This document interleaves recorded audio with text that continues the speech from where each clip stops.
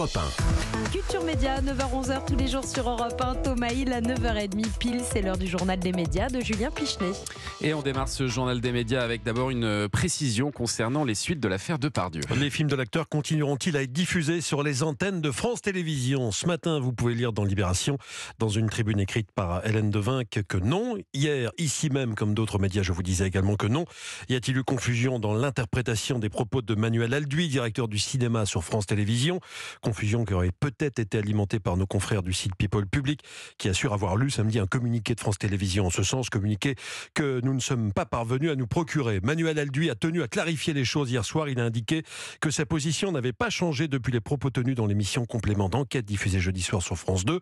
À savoir, il y a peut-être une nuance, qu'il ne fallait tout simplement plus célébrer l'acteur et que France Télévisions allait revoir ses plans de diffusion. Reste à savoir ce que signifie précisément revoir ses plans de diffusion. Ça, on en parlera dans un instant dans notre question média. Et puis CNews a été devant BFM TV en termes d'audience toute la semaine dernière. Alors c'est la première fois depuis sa création en 2017 que CNews est plus regardé que BFM TV sur une semaine complète. Du 4 au 10 décembre, CNews a réalisé 2,7% de part d'audience. C'est 0,2 points de plus que sa grande concurrente la semaine dernière. Toutes les vedettes de la chaîne, Pascal Praud, Christine Kelly, Sonia Mabrouk ou Laurence Ferrari, ont progressé toutes par rapport à la même période de l'année dernière.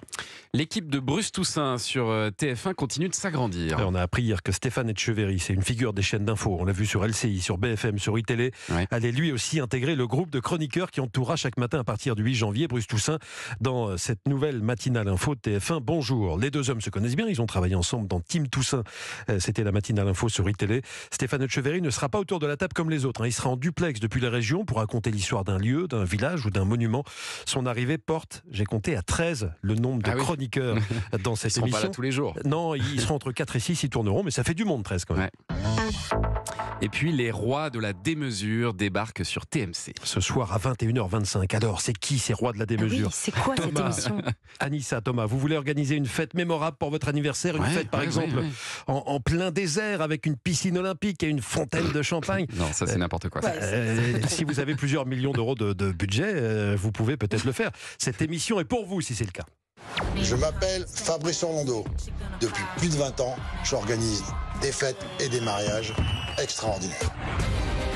Je transforme les rêves les plus fous en réalité. On aimerait que ce soit toi qui organise notre mariage. Tu transformes le désert en lieu magnifique, ok ? Pour réaliser toutes ces folies, je peux m'appuyer sur une équipe de choc. Oui, des mariages dans le désert, je n'inventais rien, Thomas. Les rois de la démesure, c'est l'équipe d'un certain Fabrice Orlando. C'est un ancien d'Europe 1.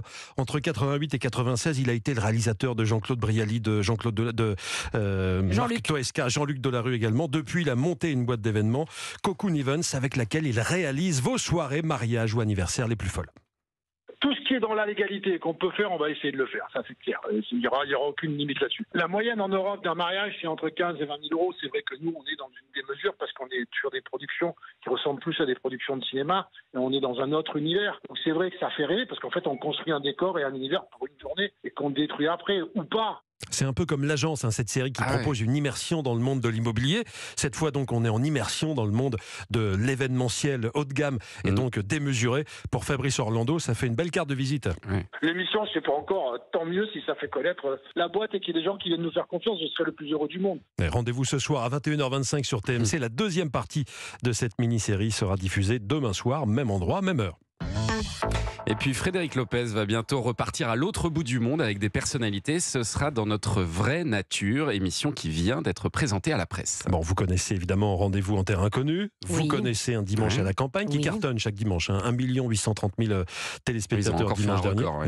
Eh bien, vous mélangez les deux programmes et vous obtiendrez ce nouveau programme de Yume Productions, Notre Vraie Nature, qui a été présenté la semaine dernière à la presse. Le pitch, Frédéric Lopez est parti au Canada avec 4 personnalités que voici: Gérard Jugnot, Adriana Carambeu, Barbara Pravi et Donald Jackman. Sur place, cette petite bande a vécu pendant 3 jours en autonomie complète, coupée du monde. Elle a dormi sur des hamacs sous la pluie, elle a fait du kayak et le résultat ressemble presque plus à un film qu'à un documentaire. Ce nom, Donald Jackman, qui en garde un souvenir formidable. Le terme film prend vraiment son sens. On dirait c'est un film. Ça rit, il y a de l'émotion, ça pleure. Et moi, je l'ai vécu vraiment comme un enfant. J'étais à Euro Disney. Il y avait Gérard Jugnot qui était là, il y avait Adriana Carambeu qui était là, il y avait Barbara. C'était pour moi vraiment des vacances féeriques avec des personnes dont j'aurais jamais imaginé. Moi, le petit gamin de banlieue, qu'est-ce que je fous dans la forêt avec Gérard Jugnot et Adriana Carambeu? On dirait une mauvaise blague, tu sais. Et avant de partir à l'aventure dans la nature canadienne, les 4 personnalités ne savaient pas avec qui elles allaient partir. Elles le découvrent en début d'émission. Et écoutez ce que dit Donald Jackman à ce sujet. Juste, moi, il m'a demandé, est-ce qu'il y a des gens avec qui tu ne voudrais pas partir? J'ai donné 2-3 noms. Et il m'a juste garanti qu'ils n'étaient pas là. Il m'a demandé qui, par exemple, j'ai dit Thomas Hill, et Thomas Hill n'était pas là. Donc moi, ça m'a vraiment fait du bien de ne pas voir Thomas Hill. C'est pour ça qu'il a accepté l'aventure. Pour voir ce dimanche à la campagne en terre inconnue, on pourrait dire ça comme ça, ce sera début 2024 sur France 2. La date exacte n'est pas encore connue, mais a priori, ce sera pas loin après les fêtes. Très bien. Et puis c'est toujours intéressant de le savoir qu'ont demandé les Français au moteur de recherche Google en 2023. Le palmarès vient d'être dévoilé. Alors les 2 requêtes qui ont enregistré la plus forte hausse cette année concernent le ChatGPT et la guerre entre Israël et Hamas. La disparition du petit Émile cet été a également suscité de nombreuses recherches Google, tout comme la tempête Kiran. Parmi les personnalités les plus recherchées de l'année sur Google, 2 sportifs, Kylian Mbappé et Antoine Dupont.